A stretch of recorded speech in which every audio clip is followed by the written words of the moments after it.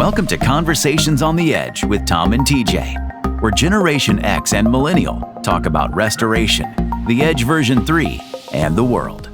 All right, so here we are. This is podcast number 3, and I am very blessed to be here with two of my favorite people in the industry, TJ and Dougie. Thank you guys for being here. We're going to talk about a bunch of things today, but we're going to start out with something fun, exciting. Doesn't have to be related to restoration. It just related to life in general that's going on in your life. And so we'll start out with our guest, Doug Weatherman. Dougie. Hey, Tom, thanks for having me out here, man. Something going on in my life right now. It's exciting. About a year ago, I bought a bunch of land, put a house on and everything else, and I kind of built it into being a farm. And this year, I'm actually starting to do some farming. I've gotten a lot of different birds and different wildlife type animals and stuff like that, and I'm going to be getting into cattle here pretty soon, and that's pretty exciting. I've done a lot with restoration, done a lot with technology, and never really done anything like as much like as far as a farm before, so I'm really excited about that. No, that's exciting. Because you just got the ranch, didn't you? Wasn't it just about a year ago now? Yeah. Awesome. We're gonna have to come visit you and see what the heck's going on out there, and visit the Aflac duck. Yeah, I think you have the Aflac duck on. Aflac duck. Yeah, I have 5 ducks. One of them is named Aflac. One's named Howard, one's named Ducati. I've got a bunch of them named all kinds of different stuff. Howard the Duck too from the movie. Yeah. Got to be our age to know about that one. Any younger kids are not gonna know about no Howard the Duck. Yeah, I remember Howard the Duck. Now you are going to have to put him in a little suit. You're going to have to get a little suit for him. I think it'd be funny if we could get one made. I have a tailor friend too that's in Thailand. He could probably whip something together for my duck. Very good. And TJ, you weren't with us last week when we were with Joe with JS Health, and you're on vacation in Bahamas, I think. So tell us a little bit about the Bahamas, man. Oh, I took the family down there. We went to Atlantis, and it's water park and beach every day, all day. It was pretty incredible. Anything notable and exciting? Was there, shark attacks or anything like that? No, we saw some sea turtles, snorkeling off the beach. I mean, it's incredibly beautiful down there. Thinking about, walking through Atlantis, that place is so massive. It's like the what if, how long, and how much, walking through that place, it's crazy. Yep. Yeah. Once when I first started Large Loss Mastery, I was going to have year 5 was going to be at Atlantis. And but you have to commit, to getting people, they got to get out of the country, and not everybody in our industry has passports, which I can't believe, but it's true. And so I kind of backed off that because it was, I wanted to go down that path of what if, how much, and how long, at Atlantis, and because it's true with everything that we deal with. If we always have that formula going on in our life in restoration, that when we're always ready for when that moment happens. And when you're walking around there, because I was in Atlantis. It's been a while now for me, but for me, every time I go someplace, I'm thinking about what if, how much, and how long. That's the first thing I thought of when I walked into Atlantis to check in. I was like, oh my gosh. I was going to say the same thing too. Ever since I took your classes, Tom, I do the same thing. I walk into Walgreens and I'm like, all right, what if this place caught fire? If this place caught fire, I do the same thing now. And I don't have my what if, how much, and how long shirt in today. And so I'm battling with a migraine right now. So if I start mumbling or something, you guys might have to take in for me. But I forgot to put my shirt on today with the what if, how much, and how long. But it is so important, and we can never say enough to the restorers that are out there. It is so very important that you're always thinking about what are we going to do? When are we going, and what are how is it all going to come together? Because there's many things that we have to do. We have to create a situation for the us, the restorer, for the client. Then we got the third party consultant. Then we got the insurance adjuster. So we have all of these people that we have to make sure that we're uh, abiding to. We're making everybody happy. And the number one thing that they're always looking for, the first thing that they're going to ask for, and you guys know this when you're on a project, is how much is it going to be?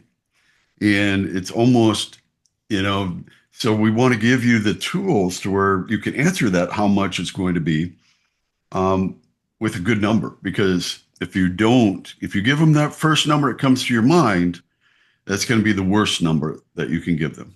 And it's going to be the only number that they're going to remember. And so you'll come back and you'll say, well, come back 3 days later and say, it looks like it's going to be 600 instead of 400. And we say, wow, you said it was going to be 400. That's what no. And so we want to make sure that we have everything dialed in as best as we can. All right. So I've got a few things that I wanted to talk to you because both of you guys go into residential. I know TJ, you do mostly residential. Dougie, you could do a lot of commercial and a lot of GSA work, which the government work for everybody out there. GSA is your government contracts. So we have a nice blend. And what I would like to do is kind of bounce around a little bit and ask you guys, um, from a standpoint of the edge, and we'll start out with talking about the edge, and then we'll bounce around a couple other things. Um, how does it relate to how you do business? Because you do have two separate types of businesses that you do. But how does it relate to you? So Doug, you want to start out since you're our guest today? Yeah.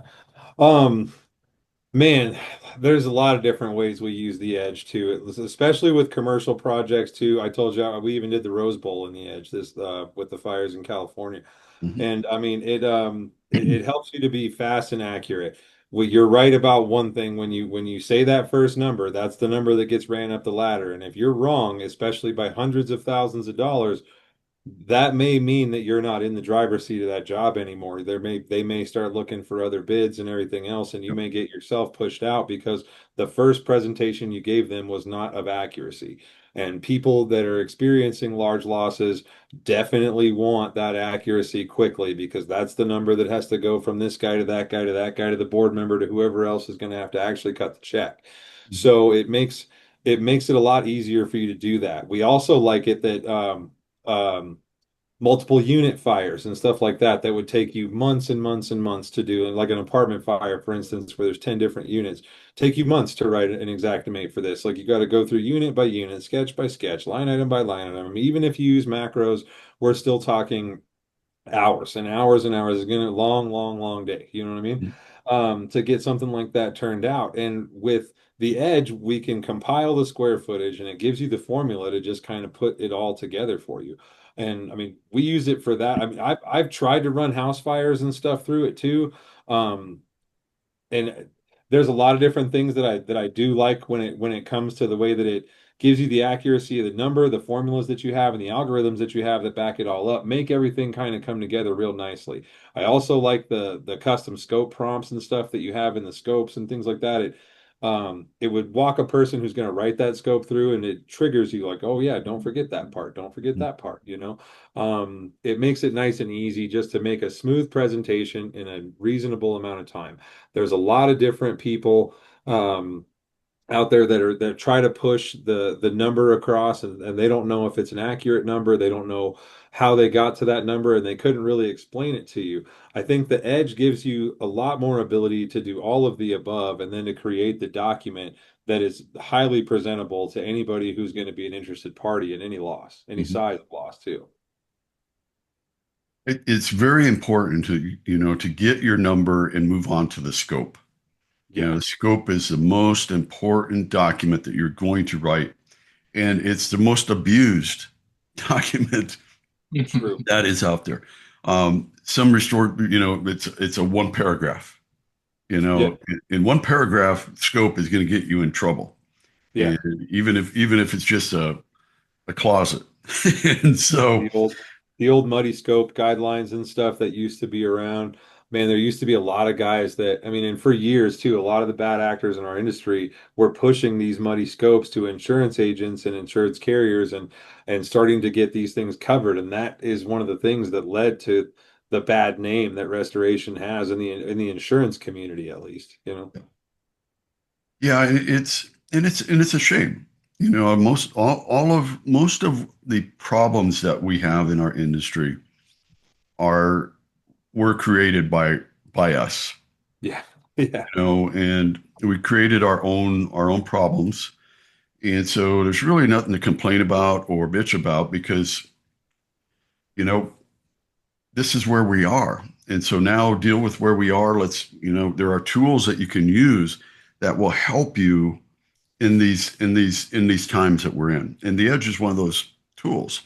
And I'm really excited because um, my developer, we just put together all of our numbers, and because we've done a lot of data digging this year, and it's like, okay, so over the last 2 years, for example, in 2 years this month here in June, um, we've done over $1.5 billion worth of estimates in the Edge.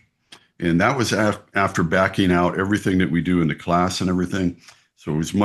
much higher than that. So, and that's 3,000 estimates at over 1.5 billion with a B.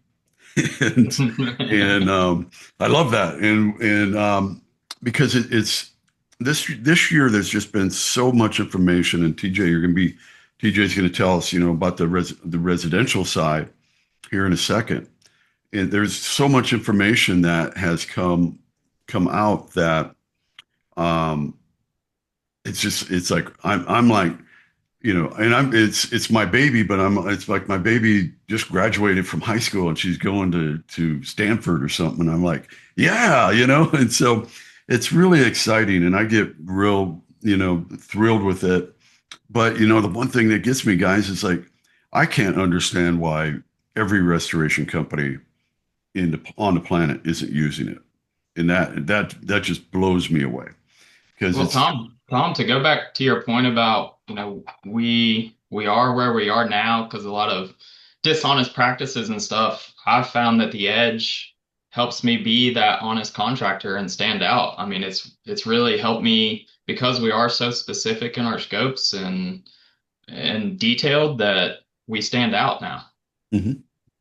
And you have to be detailed in scope writing no matter what, too, residential or commercial. There's no, Right. I mean, let's not make any difference here. You're either dealing with a family's largest investment or you're dealing with a company's investment. And no matter what, they both can read through your one paragraph of nonsense, right? Yep. If it's not super duper detailed, I mean, if you send something that's not super duper detailed to my GSA lady, for instance, she may cuss you out, and then she's going to tell you to do it again and then send it back to her when you're serious, or she'll just not call you at all and then take the next bid that's got the 9 pages of scope that she wants to see. You know what I mean? She can't go to her bosses and say, well, see, it says here they're going to dry the place out, they're going to fix all the problems, and it's all going to be done because the IICRC. See, so it's fine. That's their scope. Like nobody's going to buy that. This is 2025. AI can do a better job than that for you if you're not pushing at least something that is detailed enough to capture the attention of the person or parties that you're going to have to get the attention of at the bill time, then I mean, what are they paying for, right? And I mean, there's always the old adages too with restoration companies that came in, charged a whole bunch of money, but didn't really do a whole bunch of work. And the Edge eliminates that. It makes it so where like TJ said, you have to be an honest guy to pull that off because if you're not, it's not going to be right for you either. The software is not going to be right for you. It's not going to read right for you. It's not going to work right for you. If you don't know how to put in the right data to do the job accurately, then your number is going to be vastly off in either direction, but it won't be right, you know? It, absolutely. It's garbage in, garbage out. And the government, when you're doing a government contract, it's very redundant. It's a plan. And so when you're looking at that RFP for the first time, it might be might be an inch thick. We did a lot of stuff for NASA, and it was just like, stuff would be incredible. It'd take, Yeah.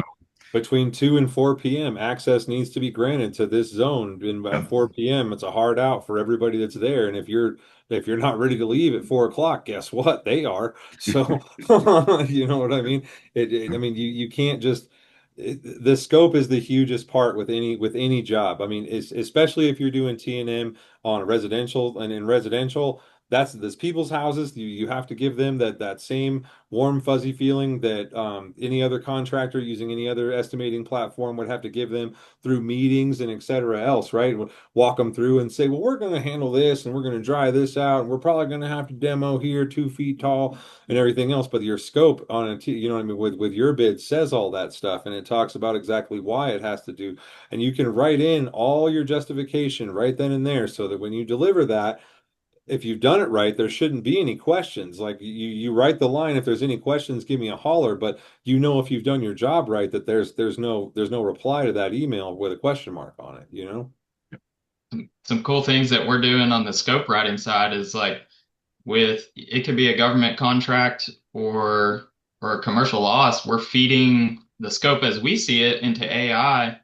And AI has, the S500 and the standards, and we have it review our scope and make recommendations on changes and additions. And our scopes come out, extremely fast. It speeds it up, but also even more accurate. Yep. TJ, Yeah, the GPT I gave away at RIA this year, Tom does the same thing. They put us on the same speaking slot this year, me and you. So I didn't get to see your class. You didn't get to see mine. yeah, It I was it was bummed a good about that. time. Yeah, and we were in that last, I think we were second to the last out the door. Out the door. Yeah. Yeah, we had pretty good turnout for the tech, but I mean the tech panel always has really good turnout. Yeah, It's a popular yeah. topic. I was surprised to see us on the last day, honestly, but it went off really well. We still have a lot of great things going on with that tech panel. There was a WhatsApp group that was created in it and stuff Mhm. like that. There's a lot of different sharing going on back and forth between people that were in our class and going back and forth because I mean we had our focus was AI and restoration. Like, and we touched on the good, the bad, the ugly. I mean, we touched on a little bit of everything, you know. So it was nice, but it has spawned a lot of conversations, so that's been good. Well, it's going to be interesting to see where it all goes. There's a lot of speculation about AI and what it's going to do, and there's a lot of sales going on. People trying to sell you on AI and everything, and my name is Thomas, and I might be a little bit of the doubting Thomas, but I was one of Jesus's best friends, and so so I'm on the fence with it. Mhm. I see where it can go, but I also see how it could really be dragged in a in a awkward direction because so many people get involved and try and create all this nonsense, and And that's the thing. That's the thing. because Um, we're already living in a sea of software. And to me, I'm looking at, oh my God, what is next year going to look like when you got all of these guys now that think they're AI experts and have created this stuff? And I make a joke with my other software friends. They're bigger owners than I am. I'm just a little guy, but we the edge was AI before AI was a thing. We've been using data to create the estimate for since we created the formulas in 1998. And Yeah. when I The put the edge Matrix, the together, and Matrix was AI. yeah, Way, way before people were even barely using the internet back then. well, it's true, and But and it was an algorithmic response, yeah, right? And yeah, at a time when that was light years ahead of what anybody else was doing, people were moisture readings and things like that were cool and just taking the time. But there was the actual algorithmic approach to the Matrix is, I mean, it's a historical thing. Restorers out there, if you guys haven't done a deep dive into where the Matrix come from, and the gentleman who used to, like Tom here, who used to work inside of that system, definitely do your research on the Matrix. That's a big, big piece of restoration history that definitely you should know. well, and it's those formulas that are the foundation of the edge. And Yep. one of the things I see with the edge that I'm probably going to get into is um, as far as AI is introducing AI to the scope section of the tool, and that's going to be something that I'm reaching. I've started to talk with my developer about that and see how what we can do to introduce that piece into the scope part, because I think that's going to be a big part, because writing for a lot of guys is difficult, and we want to, the edge, it was built, keep it simple, stupid. Let's get there. Let's make it happen Get to and work. move on. Yeah. And so we want to give them some easier ways to write the scope, because, let's face it, if people don't like to do it, they're not going to do it. And the scope, it can come back to haunt you. Yeah.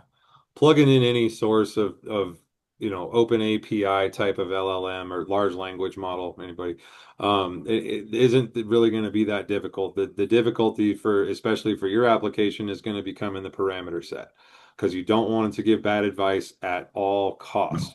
And no. that's going to take a bit of training to make sure that it does not ever do. I mean, even TJ can tell you with whatever, is it like a GPT based thing that you use for your Oh, restoration? I use yours sometimes, Doug. 2 minute Oh, technician. I mean, I can dude. record a voice memo describing the scope, via voice. Just hold my phone, standing in a room, describing it, and it'll spit out a scope that I can copy into the edge. Awesome, man. Yeah, That's great to hear. There is a yeah. ton of people out there using that 2 minute technician, and it is learning at a vast rate, man.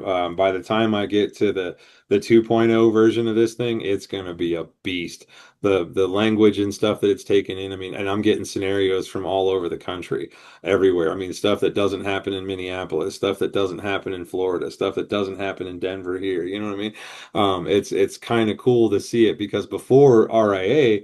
And before, like the week before RIA, when I started letting everybody get a hold of this thing, it was only being used by my guys. So, I mean, our scenarios were like Colorado-based type stuff, mold prevention and things like this, asbestos testing guidelines set by our state. It wasn't until after RIA that I figured out that people from all over the states were using it. So I updated all the asbestos criteria Mhm. to give you only applications for your specific state, and it'll ask questions first now and doesn't just let you tell it what to do anymore, and all kinds of cool stuff. Anthony nailed it on stage there too at RAA. He said, he goes, well, is this Doug's rule or is this your rule, Chat GPT? And the Chat GPT was like, I can't answer that for you, but I can tell you that I can't do that. All right, I can tell you that I can't do it. Can't tell you whose rule it is. Can't tell you, but I can tell you that I can't do that. It's Well, funny, but Dougie, we need to talk. yeah, man. I mean, the plugin part's not that difficult, right? It's the parameters. And your developers, when it comes to handling the development part of the plugin, that's going to be the load for that you can definitely have them to do. When it comes time to setting up the parameters, definitely let's have a conversation and see where we can, because I mean, no matter what, between the two minds here, we've got a lot of different ways and knowledge of doing things, right? Mhm. And if we can put that knowledge into this estimating tool, then yeah, it's going to make your scope writing easier, which then takes out the only time consuming part of using the edge. And the only reason it's time consuming is because you want to be legally accurate. You want to be 100% on the point accurate when you're typing up those scopes, right? So it's very important to have a document there. And then the faster that you could produce something of high quality, like imagine if you walked into like a hospital loss, for instance, right? And you produce your $7 million estimate in about an hour. That is instantly going to blow away anybody who ever came there to compete with you. And it Mhm. doesn't matter what the name on their truck is, doesn't matter anything else. If you can deliver the thing and say, look, we'll do this. We'll do this right here for this number right here. And I can start like, as soon as you sign on the line right there, they'll be like, oh, well, the other guy's still taking his pictures and stuff. Do you want me just to tell him to get the hell out of here? Or, you know what I mean? It just, yeah, it just makes it so much easier. And the ability to produce a document, especially for large losses, fast is very, very important. A document Uh, like this. I mean, Absolutely. And yeah, you, Dougie, I actually had somebody 2 years ago, and they were like, why do we need to report? Why do we need to create our estimates so quickly? And I was just like, huh. I'm like, and now we you live in like a work for ServPro or something? No, I'm kidding. I didn't mean that. I used to work for ServPro. I didn't mean that. I didn't mean Disclaimer to all our friends at Serpro. We love yeah, you. but I love all y'all. Y'all know me. I know you. You know anybody. But yeah, I mean, yeah, it's crucial. It's crucial, especially in a commercial or especially in a large loss disaster situation. So many times it's very crucial to be very fast and accurate with your number. If you can be both fast and accurate to a budgetary number, whether you're talking to a person about their house or the president about the White House, that is going to set you apart from literally everyone else in your competition. Most of them are going to be compiling their data by the time that you have a finished Mhm. report ready to go. Like, here you go, man. Yeah, this is what we'll do it for. We're ready to go right now. In a cat situation, that's amazing too, because how many cat estimators out there get sent one job a day? They're like, all right, buddy, you go to this one Yeah. address and we want you to spend a day over there to get this whole thing done up. No, they give you 30 addresses and get as many done as you can until the sun goes down. You know what I mean? Or your car dies, whatever, whatever happens. In the George Yeah. Floyd riot situation, there we were working until 2 o'clock in the morning, boarding up places that were just going to be burnt down by the time we got back in the morning. Yeah. You know what I mean? So I mean, there's that you have to be fast. You got to be on point with your numbers because there's going to be something else coming. And Yeah. Louisiana too, the two hurricanes, the I can't remember what their names were, Laura and Maria maybe. There's one hurricane, one year, two hurricanes hit Lake Charles, same Yeah. same year in Yeah. 2020. In that situation, you already wrote at one estimate. Now you've got to go back and change it for a lot of these buildings that were hit a second time, right? Because they didn't have a roof on them from the first time. So now the damage is exponential. So you got to go back in, do your whole estimates all over again. What if that took you a day to do each time? Like, what if you lost that much time? You know what I mean?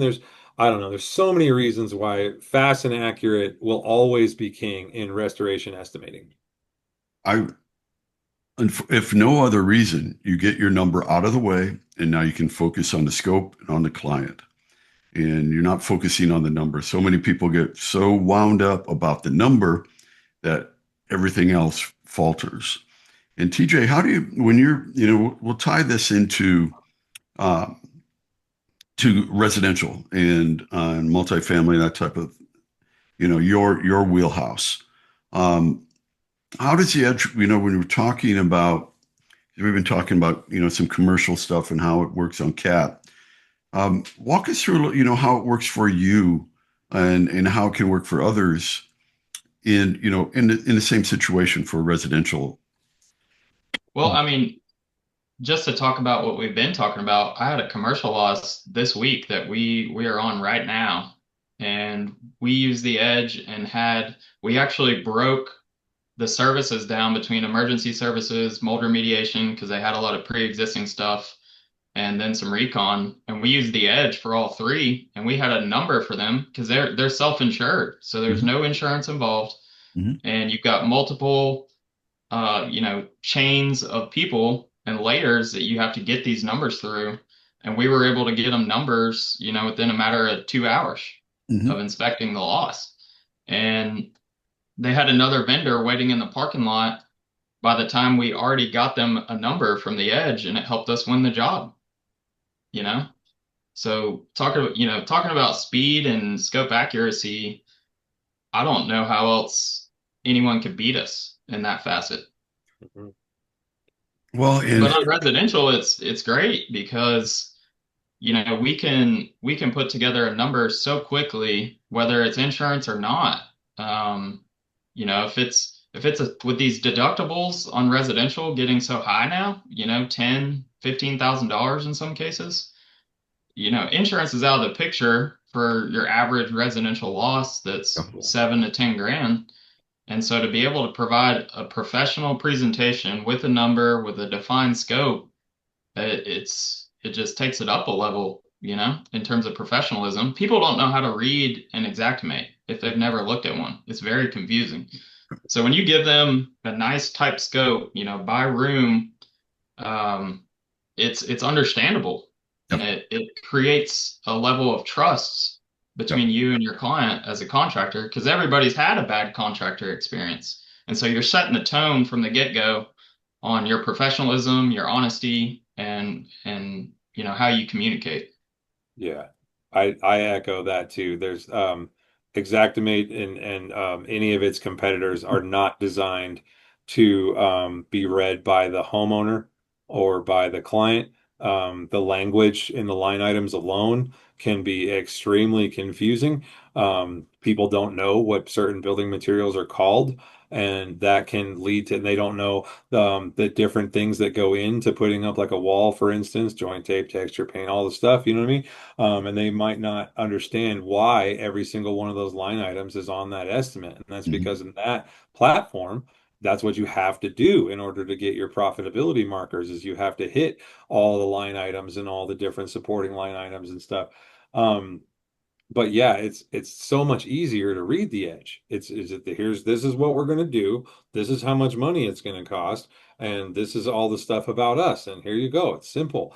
It makes it nice and easy. The rate sheet delivery too is simple too because like if something does come up along the way, there's the rate that it's going to cost you up front if we have to do anything different than this. But this is what we believe in right now. But to back all that up, here's the number, here's the numbers, just in case we're wrong on anything and we have to go up a little bit or whatever. This is the different thing here.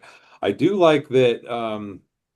I do like that it's easy to read for customers because, like I said, none of the other estimating platforms out there are designed to be read by the customer. They're designed to be read by the carrier or by the restoration guy or the contractor, whoever it may be. You know what I mean? But they're the only ones that can really understand what those things are. And then there's contractors out there too that don't know their unit prices for different things. They don't know what it costs them to do certain stuff like that. So they live and die by Xactimate's price list.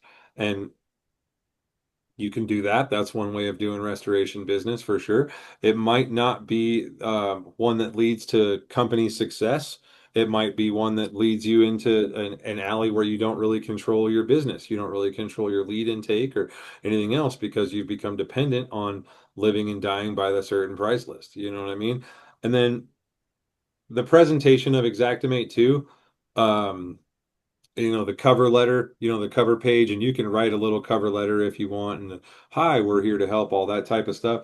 But the presentation with the Edge, the presentations that come out with the Edge are just so much cleaner and easier to read. It's got all the pertinent details up front, company logo, nice and simple. It's all big and bold so everybody can see what's going on the page one. And all the big important stuff is on page one. And then the following pages behind it, whether it be one or 150, are all supporting what's on page one. There's no confusion. There's no back and forth. It doesn't split it up and say, well, this room needs 2 foot flood cuts repaired. This room needs 4 foot flood cuts repaired. It's all drywaller by the hour, man. Let's get it done. You know what I mean? It takes out a lot of the nonsense. And then from a carrier's point of view, too, I don't understand why it's not more popular with carriers, honestly. I mean, and it is when you get to commercial. When you get to larger losses, they don't want to talk to you about Xactimate anymore or any other buddies. You know what I mean? Anybody else's estimating platforms. They only want to see your time and materials. They want to know your rate sheet, that type of thing. And that's what becomes most important to them. And it's a lot easier to create that document for that conversation than it is to have, let's say, like the hotel flood that we did here. Um, Xactimate on that thing would have probably been about 300 pages. how long would that conversation have taken with our auditor, his boss, the carrier adjuster, and everybody else too, you know? It just one thing after the other, and it just makes it so much easier, the presentation that comes out of the edge. Well, we've taken in a lot of ways, and for me, this is year 39 or year 40. I forget how many years now I've been in the restoration business. Doesn't matter. Once you go past 30, it doesn't matter. Um, uh, the one thing that bothers me is we have made estimating more difficult than it needs to be. We've added more layers to it than needs to be. And I think in some ways we think that it's it's more accurate or more whatever, but we gotten comfortable with that, and it's not any, there's really not that much difference between the two. It's just speed and accuracy. And I mean, if you like sitting around, spending a couple days, or you want to have somebody do that, and spend that money, I've got to question that. Why are we making estimating more difficult than it's ever been? And so for me, the reason why we call it the edge in the first place is it gives you the edge on your competitor. And it gives you the edge on your competitor because you can put together your number now. You're ready to go to work now, regardless of if it's commercial or residential or home, multifamily, hospitality, whatever business that you're in, whatever segment of the business that you're in, it does not matter. It applies to all of them. Mhm.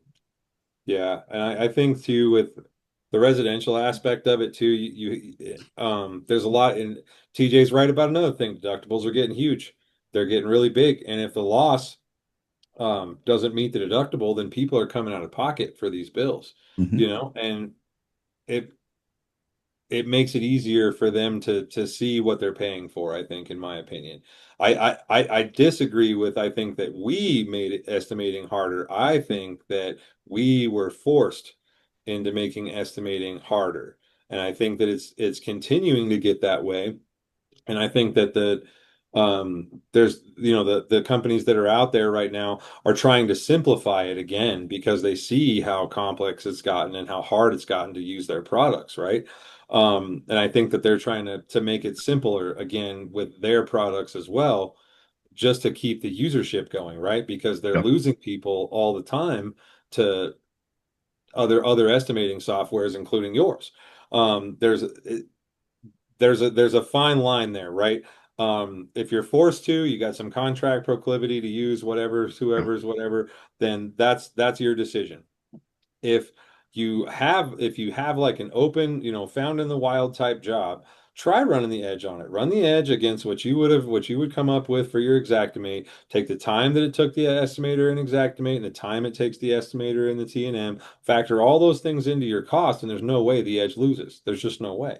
It just doesn't happen. You can write doctorate level scopes and everything else by the time the other guy's got his heading done. You know what I mean? It's just, I don't know. The Well, speed and accuracy is going to be huge. And for situations where people are self-paying, in Colorado, once a year, we have a massive week of rain and it just floods everything. Everybody gets groundwater flooded. Everybody's basements are flooded. And here in Colorado, flood insurance is not a thing. You have to pay extra for it. You don't, and your agents don't tell you about it either because they don't want to have to cover these claims once a year when they happen, right? For your $19 a month or whatever.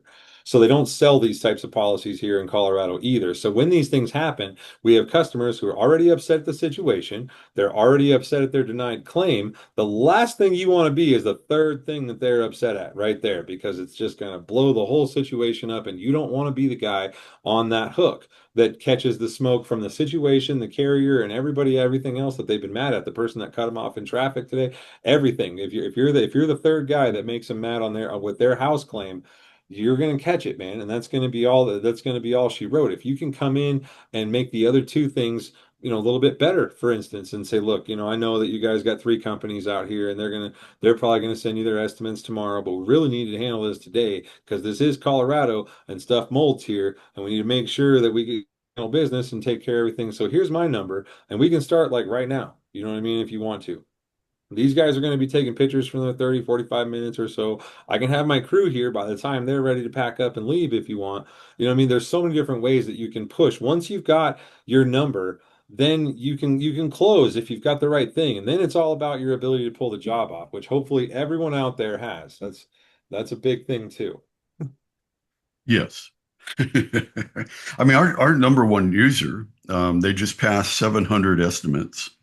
They do an estimate in the Edge every almost twice a week, and they run all of their projects through the Edge. So they use the Edge on the front end, and they do Xactimate on the back end. And so they'll get their number on the front of the job, give that to the client, and they do mostly residential. And they'll give that, and then they'll work in then with Xactimate after they get the job.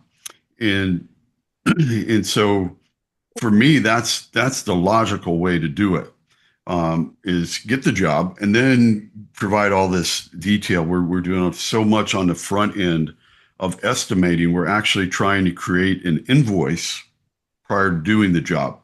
And then in some cases, guys are actually turning in that estimate as an invoice, which doesn't make any sense because it's supposed to be the invoice, supposed to be what you actually did versus what you estimated. And so, but yeah, so it can be used on the front end on all of those projects. If you are mandated to use Xactimate or any other tool, they're all great tools. If you're Pro is a mandated great tool too. Yeah, there's a lot of great tools out there. all of them. I mean, definitely that people can use for different reasons for sure. Mhm.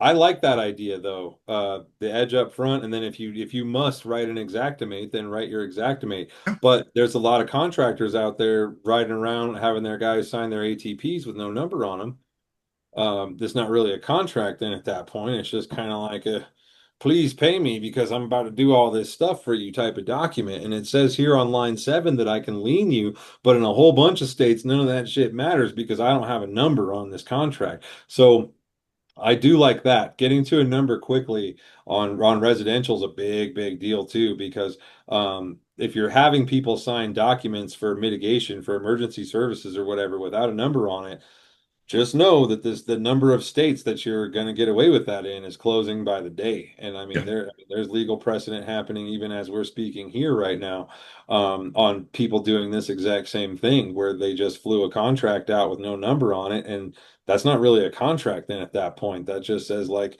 I can come in your house basically and please pay me because I'm going to do some stuff here. It's going to be Yeah. cool. There's a big gap in there Trust where me. yeah, there's a big gap in there where folks don't do that. And I mean, that's like I said, there's states that you can't do that in anymore. We're still technically in one, Colorado's still technically in one where yeah, you can kind of fly either way, and we've got some legal stuff this way, and we've got some legal stuff that way, but there's nobody's set a rule like a contract law yet or anything else. There's no CRS on it or anything. So but just a CYA, we do it. You know what I mean? And I think everybody else should too, regardless, because if you approach the start of every job as if the back end may go to legal, then if you ever do have to go to legal, then it's fine. You know what I mean? You got all the stuff, it's all there. Nobody has to worry about nothing. We can move on with life. You know, in a perfect world, nobody ever has to go there. But in a realistic world, we all know that, restorers end up in courtrooms sometimes. Yep. Yep. And we have to expect it. And when we get into the invoices, a whole nother subject. Whole nother one altogether. Yeah, it's a whole the part 2 or 3. But it's so important in documents. If you don't document your work, even if you're doing Xactimate, and I've said this a million times, technically you have to provide all the backup for your Xactimate estimate. When you're going through an audit process. And so we just got so comfortable in just turning in the estimate as the invoice, and it's just not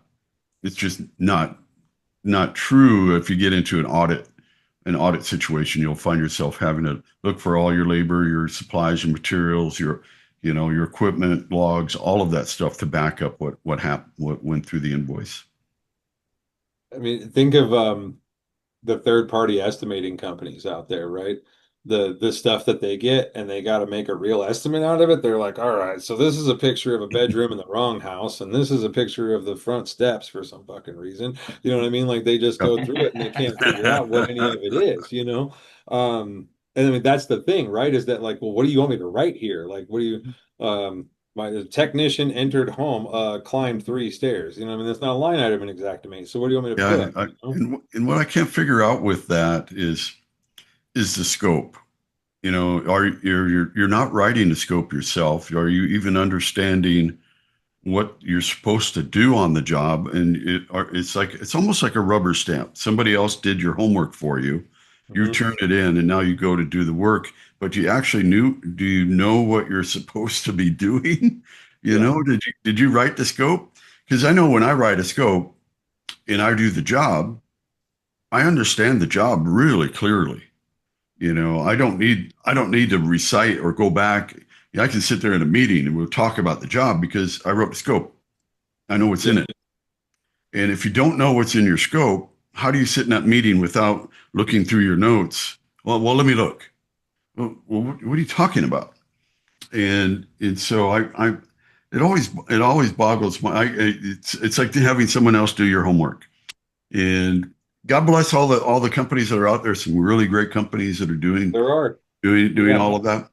Um, and nothing against any of it, but to me, it's just somebody's doing your homework for you. Yeah, and I mean there's a lot to be said for it too, right?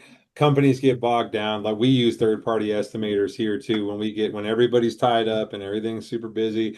I Yep, got no problem subbing out the estimate because it takes yep, so much damn time to make it. And I yep, got guys whose time is very important, and every minute that I take up of that yep. time creates a problem, you know. But that's kind of my point, though. We've made estimating far more difficult than it needs to be, and We it's not. allowed And we like I allowed said, it's estimating to get made far more difficult on us. We yes, allowed that to yes, happen. We yes, stood by and and watched the new products come out. We signed yes on yes, every single update that the product ever had for decades. And then we were like, all right, cool. And now it is a very cumbersome task yeah, that does take a very specialized person to complete. And man, that's another thing I love about the Edge is you don't have to be a doctor. You don't have to be a restoration doctor to go in there and handle the thing. You can write the scope, get your square footage, and handle the stuff. If I mean, Xactimate has levels of certification.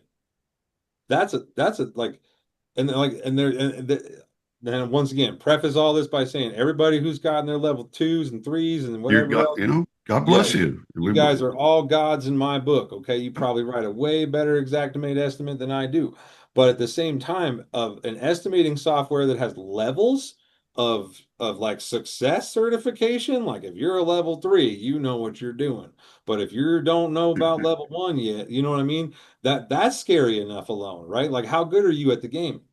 How good are you at the game of Xactimate? Are you on level 1, 2, or 3? You know what I Yeah, mean? Are you certified to train people to be a level 1, 2, or 3 guy? Because, like, you know what I mean? It's like, but you got to love their product, and I love that they give out yeah, training for it. You know what I mean? I love that they do their training and stuff like that. But there's, think about that. Do you know any level 3 guys, any level 3 certified guys who are not doctorate level restorers?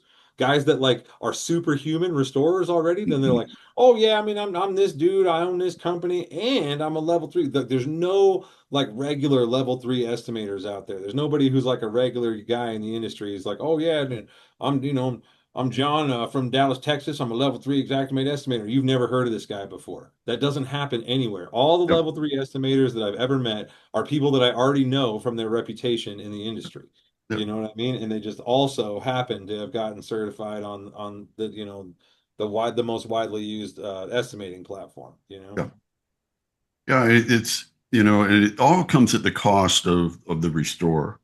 We're talking about all this time and everything, and the restore has been carrying the burden of the cost, and for all of this, Yeah. because number one, we have fewer field adjusters now, and than we did 20 years ago. The field adjuster used to do all the pictures, all the graphs, all Yep. the sketches. All that was done by the field adjuster. They tricked us into doing it all for them in 2020. They locked themselves up for COVID and decided they couldn't go nowhere. So they tricked us into doing it for them in 2020, and then they never took it back because they figured out how much money that they were saving by No. not sending adjusters out into the field. It's going to get worse too with artificial intelligence. They're like, there's a lot of platforms out there. The one that everybody hears me talking about all the time is Elysian. Elysian is doing the adjuster's job. It's taking in your files and looking all the stuff that you're missing and sending you a rebuttal that says, look, I'm not covering this shit. And then it takes in your first rebuttal, and then it's like, nah, no, and then it writes you back. And you think you're talking to an adjuster. You're not talking to an adjuster, man. You're talking to an AI that has even been trained to write like that adjuster wrote from writing samples from their old days when they used to actually write emails. Yeah. You'd be hard pressed now, especially Farmers, Northwest Mutual. Oh man, what was the other one? Farmers, Northwest Mutual, State Farm's using it, but not at the level a couple of these other guys are. But you'd be hard pressed to find an adjuster over there that's answering their tier 1 and 2 emails. Period. If there's a problem that the AI gets stumped on, then it sends up a notification to the adjuster, who then scribbles down a sentence, and you can tell that that's when the human got involved because there's a sentence instead of a book. You know what I mean? And it just, I don't know. They're redirecting the conversation, but you are right now, if you're doing residential restoration in certain parts, in most parts of the country, you are interacting with artificial intelligence. That's all that there is to it. And it's getting worse and worse and worse because as the insurance company, right? They're tired of having the turnover of training adjusters just so they can quit in 90 days to 9 months right now is like the average lifespan. And that is freaking crazy. Like if I had to train a new restorer every It, 9 months, it I used would to probably, that used to be a career. There yeah, were. people used to go into that and stay there forever. And I still know some adjusters, man, who are on the back half of their super long and illustrious careers in insurance. You know what I mean? Guys that started in houses and now do large loss. You know what I mean? Um, I got a couple of friends over at Acuity that are large loss guys, and both of those guys have been around long, long time. They've been through the gamut of the work and the projects and stuff, and they've earned their position. And for those guys, like if your job can get made easier by AI, like fucking go for it, dude. But for the 6 day old adjuster that's just coming out of training or whatever, that's now got all these AI tools that it doesn't know what it's saying. So the AI spits out, well, we don't cover the cost of whatever because it's company owned equipment. Well, so is everything else on my invoice that I'm charging you for. See, that's how this business works, is that I buy the thing and then I charge you to use it. You see how that goes? But like there's AI out there that'll flag that and be like, we're not paying for the fans because it's company owned equipment. And you're like, well, so is the DHUs, so is the trucks, so is the everything else that you are paying for here. So give me the delineation, and then the AI will come back to you and be like, oh, we must have made a mistake and misread. We will cover the fans, but only this many of them because it says in the IICRCS 500, blah blah blah blah blah blah blah blah blah blah blah. So. Yeah.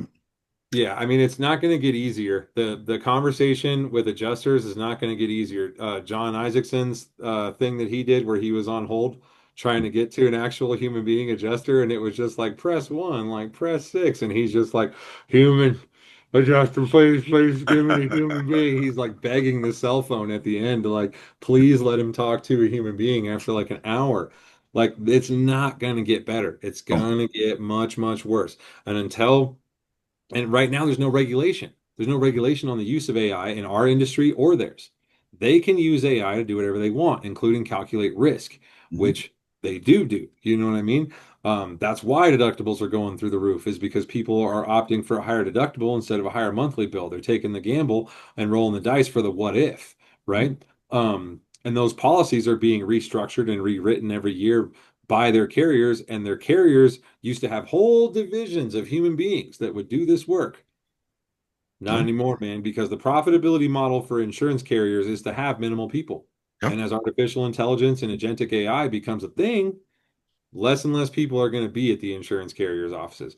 And man, whew, boy, that's going to be really interesting. Yep. There, Now there's a the next few years are unbelievable.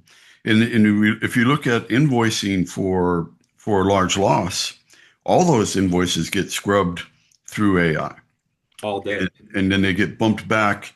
And one of the things in talking to some of the third party consultants that I know, um, they'll be like, AI can't, like for hospitality, for example, it's an easy one because when you roll up to a hotel, there's never enough power in the hotel to supply all the equipment.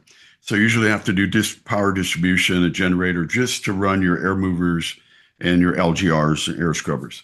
Um, and AI can't calculate that because it's looking at the building and saying you got too much equipment.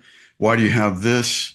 But it can't calculate that the building doesn't have enough power to actually run the equipment that you need. And so then you have to bump it back and right back to them, say, well, this is why you have it. And so it becomes like this supplemental type of stuff. So the AI is going to spit out your initial number, and then you gotta supplement your way to the number that the final invoice. Definitely. And I mean, there's going to be a lot of interesting things that the people that are in restoration now, I'm sure it was a heyday in the 80s. I'm sure the 90s were really cool. The early 2000s was kind of when we got the whip cracked on us a little bit. I was there for some of that. But yeah, I mean, what happens in the next 5 years, in not just this industry, in a lot of industries, is going to be huge. The technology that's coming out now, like we don't even have to fight our own wars anymore. We have companies out there that have completely made autonomous fighting planes, like jets that fly better than pilots and drop bombs exactly to the millimeter where they're supposed to. That is insanity. You know what I mean? Yeah. So if we're doing stuff like that, how long is it going to be for the insurance adjusters or the insurance carriers, for instance, take the insurance adjusters and knock them down to like maybe 5 people per city? Oh, You know what I mean? that's already, they got rid of all the field adjusters. Well, they don't want to train anymore to either. It's costing them too much money, man, and that takes away from the profit margin. And that's not their shareholders want to see profits. Their Yep. shareholders don't want to see expenses.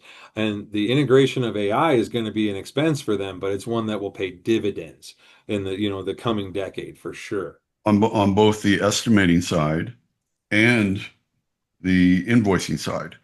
Yep. Because the estimating side, you guys hear me preach about um, square foot, square foot numbers, all that kind of stuff. You'll be on a residential, you'll plug in, you'll punch in all the data about, almost what you do at the edge right now. Well, you'll plug in your square footage, the type of loss, the type of build out, yada, yada, yada. Boom, here's your square foot number for that job. $6 a square foot, $10 a square foot, whatever, 14, whatever it may be. Um, and then you'll have to supplement your way up on the estimate side, just like you do in the car industry. And when your car gets, injured on the road, um, you have to supplement your way up to what the number should be because the first number that they spit out is just some ridiculous number.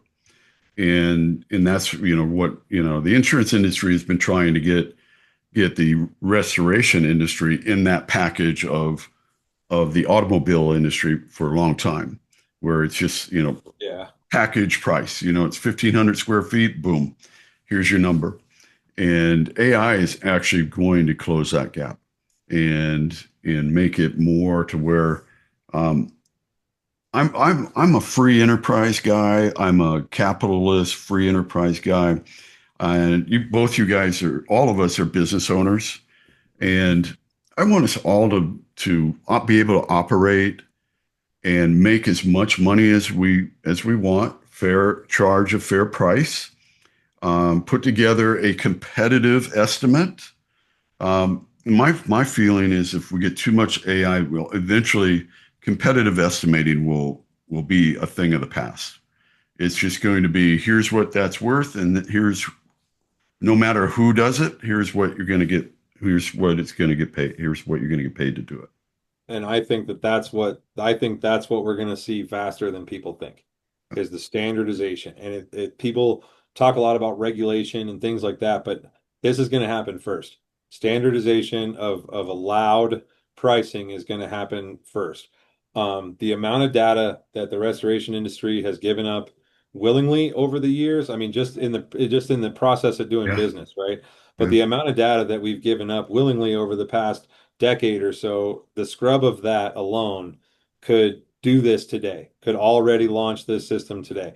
The Yep. reason why they don't do it is because they're afraid of the lawsuits that would incur right away from the capitalistic people just like us, right? And there's a few of us out there that could definitely make a big stink, especially if we all got together and did it, Mhm. you know.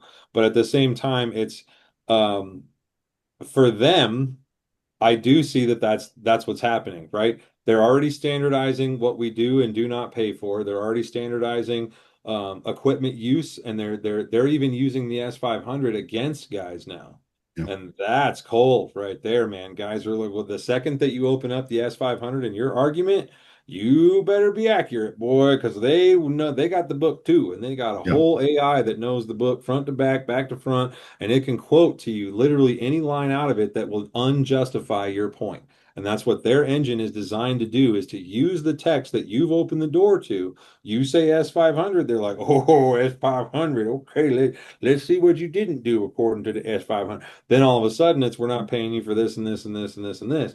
And there's items in all those in all the standards that are open to interpretation. That's the point of it, is the would, could, should, you know, that language there. The restorer should do this. You know what I mean?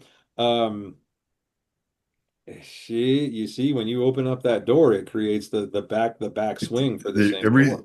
And it's all guidelines, and we can never read into everything like it's or the law. It's a guideline. It's there to, you know, it's like This is bumpers the when way you, you should do it. But the yes, carriers take that stuff, and the definitions in Xactimate and the standards from the ANSI and the ISCRC, all the standards they have, and they are using them against restorers now. And that's kind of a newer move, that, you know what I mean, that they didn't used to do, at least in the earlier parts of my career. I never remember them doing that. I remember being able to shut them down by using the S500 and just being like, well, the S500 here says that I was supposed to do this, so that's why I did it, and that's why I'm charging you for it.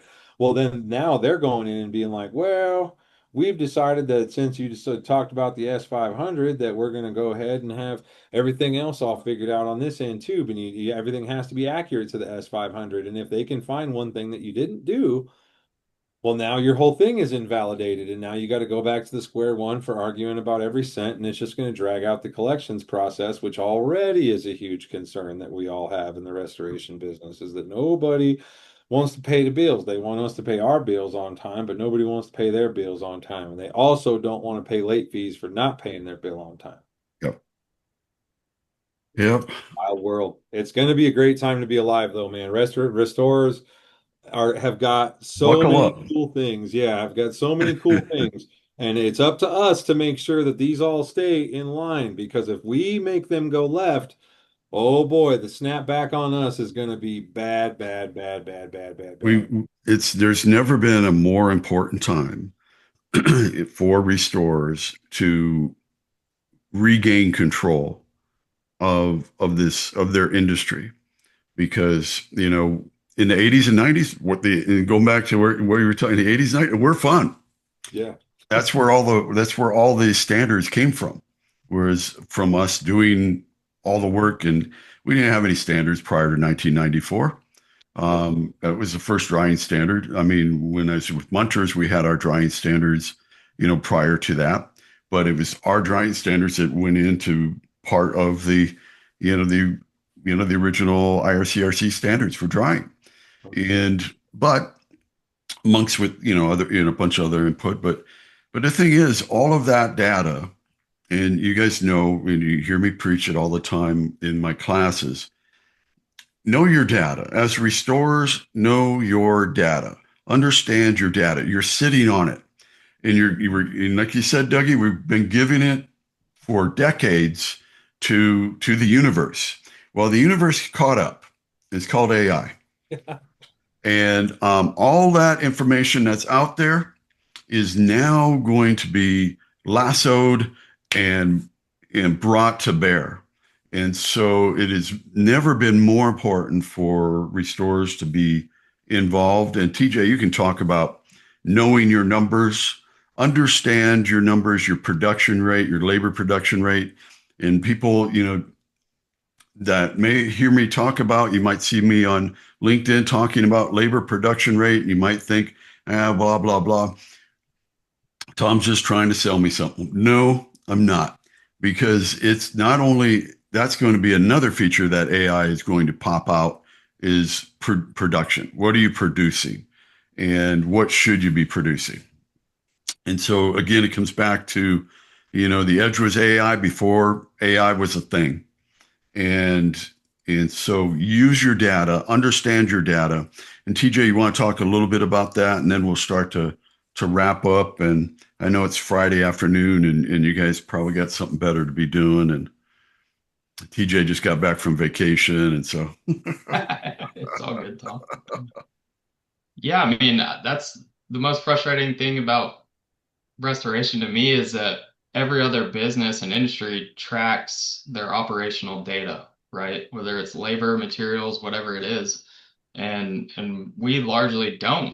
And when you start to look at the numbers, you're just like, oh my gosh, you're bleeding, yep. especially when labor, for what we do, labor makes up 60 to 80% of any given project, most of the time. And so when you're not controlling that and paying attention to that, it just gets out of control. And it gets out of control very quickly. Yeah. Yeah. I mean, it can happen on one job, Tom. How many guys have you seen take a large loss, put out a number, and then bankrupt their company? Like, it happens, man. It's a real thing. Guys don't know their unit cost. So they get a hold of something that's worth some money, and they don't know their unit cost. So they don't know what it's going to take to do that unit 150 times. You know what I mean? What is it going to take per hour per drywall remover? You know what I mean? What's it going to take? And if you don't know that, what are you going to do, man? And then you get the project. You've put out your number, and if you're also suffering from inexperience, hopefully you don't put an NTE behind it as well. You don't put a not to exceed behind it as well.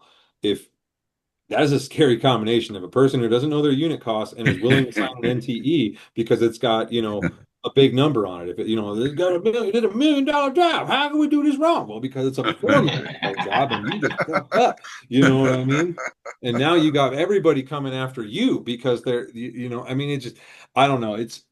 There's a lot of dangerous combinations that can happen from not knowing your data. If you don't know your unit cost for every single thing that you charge for by the unit, then how do you know what to charge for it by the unit? And then there's guys out there too. I'm on the pricing council with the RIA too. We get reports all the time of people who just throw in an additional percentage. They don't know why. They don't have a reasoning behind it. They just are like, increase price list by 21%, enter. And like that's all it takes. It doesn't take any knowledge, doesn't take any skills. And now you're off to the races of just charging more. There's not really any data behind it. And when somebody asks you to justify why your pricing is higher than your competitors, all you can do is say, because I said so, which, that's fine, but you're probably going to lead to more of them collections problems that we was talking about just a few minutes ago. I mean, I don't know that the contractors have been loose with their data for years. TJ's right. Every other industry, look at construction. Look at any construction. Look at a one-man home builder who subs out every single thing that he does. That guy knows what his subs unit costs are because he has to take those unit costs and then make them part of his bid. Yep. If you don't know what you're charging every business in manufacturing, especially, I'm going to hold up my water bottle. My billion bottles of water deal. True to the T. Amazon knows down to the inch and down to the penny what they're getting out of every robot and every person that works for them. And we've the cowboy era of restoration is probably 18 months away from extinction, and to where there isn't going to be any, if you don't have your business dialed in, and they employ the AI that's going to be employed, and you're going to be held to the costs and the estimates that are going to be approved.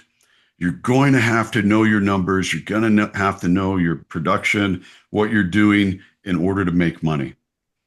You're not going to be profitable if you don't pay attention to your numbers. It's just how do you scale? How do you set yourself up for success? How do you set yourself up for I mean, Yep. if you're an independent, we're a small independent company here in Colorado. You know what I mean? If we didn't know what we were doing, how would we know when we're going to be able to open up our next location? How do we know what markets to go to research in? If we don't know, there's no ability to grow if you don't know what you're charging people for.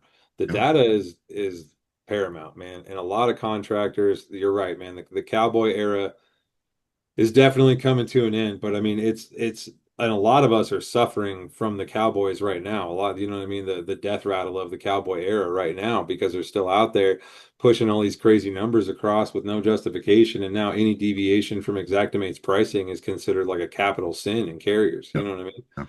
And it just even if you can justify it and back it up, they don't even read it anymore. They're like, well, no, Xactimate says they're right. So it's updated monthly. Updated monthly.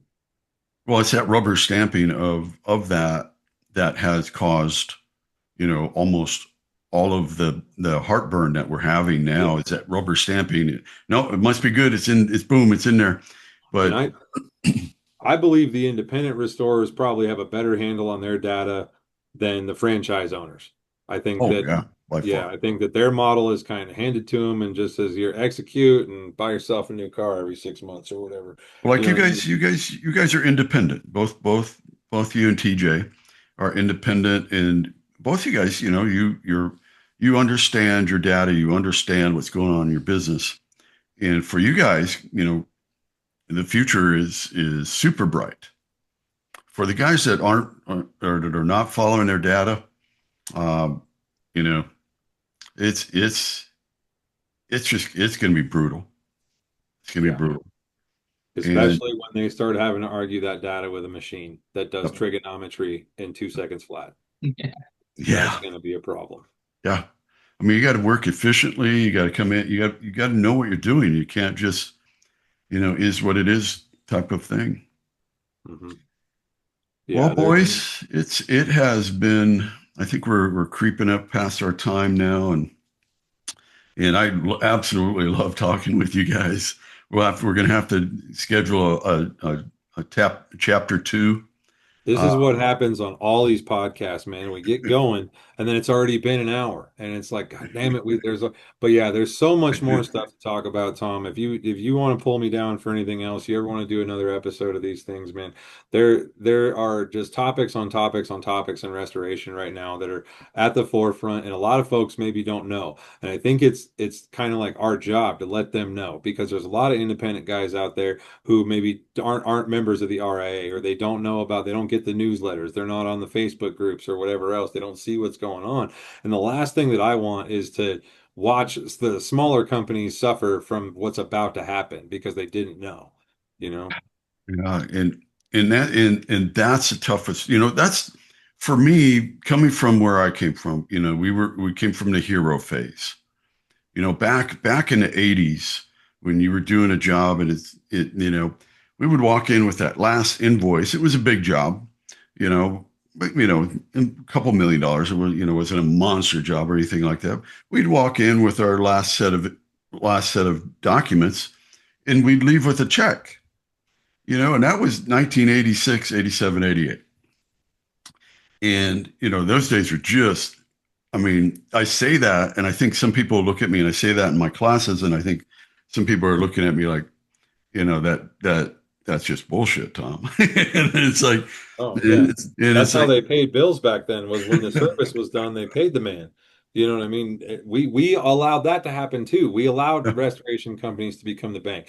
TJ and I, we're going to start our loan service after this. You know what I mean? We're yeah, going to loan money to all of our customers, and we're going to loan money to all of our customers as soon as we get off this call right now. We're going to loan money to them immediately in the hopes that one day a third party person is going to make sure that the entirety of our bill is covered, right? yeah, It sounds crazy, but that's this industry right now. We let it happen. We let it yeah, go from walking in and getting the check to, yeah, I'll wait 6 months.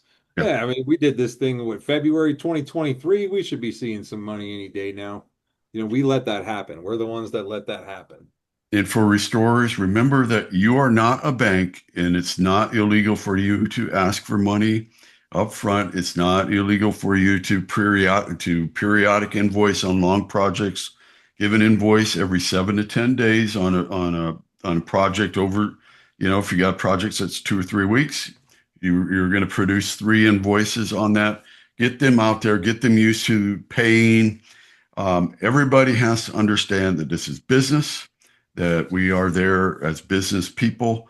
We have mouths to feed, we have bills to pay, we have lives to live. And so don't become a bank unless you're a banker. Now, I know TJ was a banker, so. Not anymore, Tom. Not anymore. Not anymore. Got TJ, out of the you banking got anything business to get into restoration just to stop banking. Yeah, you tell the rest of the restoration guys about this, TJ. They're gonna be like, wait a minute, so you were a banker and then you got into restoration? Wait a minute, but as a banker, don't you make money on loaning people the money? Son of a... Well, I can tell you TJ's going to make money on it regardless, and so yes, he's on top of his numbers. You have to be, man. That's if there's one thing that I want everybody to take away from this here today, it is go find out your unit cost for every single unit that you charge for. If your unit's done by the square foot, then what's your cost per square foot? If it's done by the linear foot, then what's your cost per linear foot? If it's done by the room or by the day or by the hour, then what are your costs for those things? If you know those things, then it makes you much more powerful when it comes to putting a price tag down. And then you know that you can be competitive and you know where you can give and take to acquire the job and stuff like that, especially for people who aren't waiting on the insurance check. And in my experience, a lot of the larger commercial places, a lot of the biggest jobs I've ever done were not for an insurance company. They were for a company that self-insures unless it's $100 million or more. If it's less than $100 million, the check's coming from them. And if you run your job right, you run your relationship right, there are still checks at the end of the last document rainbow. There are still places where you can walk in there and say, hey, we're done, and here's all of our junk, and we only got 25% left of the money you owe us, so who do I talk to about getting the draft, cut right here now, today? And they're like, oh yeah, go over to see Ted. Ted's going to cut you the check. There are still jobs like that. They are still out there. If you allow yourself to become a bank, you will be. If you allow the rest of the carriers to push you around, you will get pushed around. It's if you allow them to dictate how we're going to estimate, then they will dictate how we're going to estimate. We have got to take back our industry, and it starts with your data, 100%. And it has to start now. Yeah. Well, guys that are starting now are at least a year behind. Yeah. But if you don't start right now, that you may get, Tom, your 18-month thing that you said earlier is quite accurate, right? A lot of stuff has happened in the restoration space without getting down 7 more rabbit holes right now. There's a lot of different stuff that's happening in the restoration space right now that will dictate how the future of this industry goes. And if we want to be here in the manner that we are now or better, then we must all get on the train of knowing this stuff. Because if not, like I said, you're going to get pushed around, you're going to get beat up. It's all going to be, and it's going to be your fault. You're the one who didn't do the work. You're the one who didn't know the stuff. You're the one who trusted that Xactimate had your best interests at heart when they made their price list, and you're the one who believes that it's updated every month. If you have a system that can update 45,000 line items monthly, you call me. I'm in the tech space, and I have no idea how one would do that. So please, holler at your boy if you got that. No, there isn't. There's no answers for that one. No, I'm actually currently trying to make one. That's how I know that there's not one, because I'm trying to make one, and it is a pain in the ass. You know what I mean? Well, and that's one of the things too, when we put our estimating around commodities instead of around production. And that's where, bring it back to the edge. What the edge does is it focuses on production. So we don't care about the price of commodities, which are going to be up and down and all over the place. So your prices are always going to be different. When you base it on production, what you can actually produce, that is one thing that has not really changed. If anything, has gone down. We're less productive today than we were in the 80s and 90s. Yeah. And workers are softer too, Tom. I'd give my left nut for 100 to you back in the 80s, boy. We could have torn some shit up. Well, there were fewer companies. So the big companies had a lot of talent on them. And I've been blessed to have worked with some of the most amazing, talented people on the planet. And so it's just my job to make sure that none of that gets forgotten and that it carries on, because it is so important that, we have to remember how we got here so we don't repeat it, Yeah. Yeah. And so Guys like you, and I mean Cliff, and Mickey, a bunch of man. You know how many people didn't know who Cliff Zlotnick was at RIA? Walking around with John Isaacson, and he's introducing himself to people. Hi, I'm Cliff, and people are like, "Oh, hey, Cliff, I'm Ted from Texas." You know what I mean? And Yeah. Cliff Zlotnick, if you guys don't know who that gentleman is, man, that's a guy you definitely should learn about the history of and get to know today, because he knows some stuff. Yeah. But it's And all amazing, right? How many people don't know the history? Well, and the old guard is retiring, and I'm probably the youngest of the old guard, and because they're all 17 years older than me or so, and Jim Thompson too. Surprise! yeah, People were like, "Who's that guy?"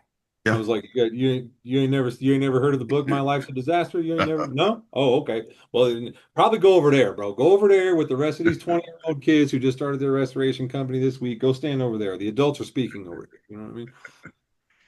But remember that there are options in estimating. It's all not just one way. And I know that's the people just getting into the business have to understand that the industry was born on time and materials with budget numbers. I hate the not to exceed number, but it's budget number, and that's how we operate. It's budget number, reserve number, whatever you want to call it, and that's where we were born. That's where we're probably going to end up going back to, just because of the way things AI isn't going to think like we've been thinking up to this time point. Not in line items. It's not. It's going to take what's it take to do a water loss of this caliber and type? There's your number. There's your number. There's your square foot number, and that's what the edge already does for you. So if you don't have the edge, get the edge. If you don't get it, we will find you and force you to buy it. No, kidding. We will. TJ, you got anything on the way out here? I hate to close down. I could talk to you guys for another 2 hours, for Christ's sake. I'm good, Tom. I'm good, buddy. You've been quiet. Cold beer. Cold beer? Yep. What you got? Here's one real quick. Thanks for having me, Tom. This has been awesome to see all you guys and to talk about all these different points with restoration. Everybody out there, if you don't know who Tom McGUIRE is and you just happen to stumble on this video because somebody shared it or something, this is one of the last war dogs that is still out here in our in the industry, still trying to teach you about the history, still trying to tell you about the old days, and still trying to make a difference in the restoration industry today. If you haven't had the opportunity to take a large loss mastery class, get to them. I think I've taken like 4 or 5 now. Always a great time. I send all of my guys out there to Florida or wherever else to meet with Tom. His classes, his estimating platform, and his message are all paramount, and you will not find this anywhere else in the industry. Thank you, Dougie. No problem. All right, guys. Well, it is an absolute pleasure. Thank you so much. And we were going to schedule another call, or maybe we put something together. We will be in Cape Canaveral at the end of the year, as always. The first week in December. And if you guys want to come down, come on down. There's always a steak waiting for you. And we can throw in a podcast there live and all that kind of stuff, and maybe on the beach or out at Kennedy Space Center, or maybe both. Cool. Yeah. Sounds good. Yeah, man. Whatever you guys need to do, whatever you guys want to do with any of the future calls or podcasts, man, just let me know. We can do this shit all day, man. No, I could honestly talk to you guys for another 2-3 hours. At least. Yeah, at least. Yeah. We'll have to call it happy hour. We'll just, if I had some beers right now, everything would be good. Boom. Thanks for listening to Conversations on the Edge with Tom and TJ. Don't forget to subscribe on your favorite podcast platform. And if you like what you hear, leave us a review. Join us next time for another Conversation on the Edge.